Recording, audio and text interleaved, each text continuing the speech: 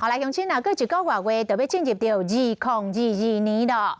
高雄市长陈其迈来宣布，高雄港都的跨年晚会将要推出到凤来舞台、甲高流舞台、双舞台来并渡。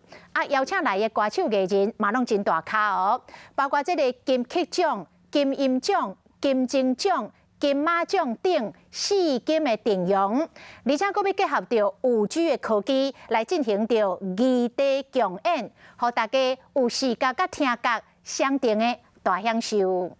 哇哦！哇！港口宴会有陆海空三大亮点，看起来有够水。规个高雄港湾化身大型舞台，这是高雄2021跨年活动。那2022年有偌精彩？听讲是有史以来上精彩。假如有一首歌是要情歌对唱，那在 A 舞台跟 B 舞台又有2位。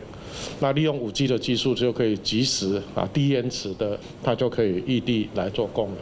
结合有这技术来表演，双舞台地点一个伫10月底到开幕的高雄流行音乐中心。凤来上港区的凤来舞台有欢少4金的黄金阵容来助阵，卡数是有够强。市长陈其迈讲，有几个拢是伊介意的，那呢天团5月天到底敢有伫名单内面？比照台积电，尊重主办单位，相信由相信音乐来宣布比较好。不过市府一定会做好服务歌迷的工作。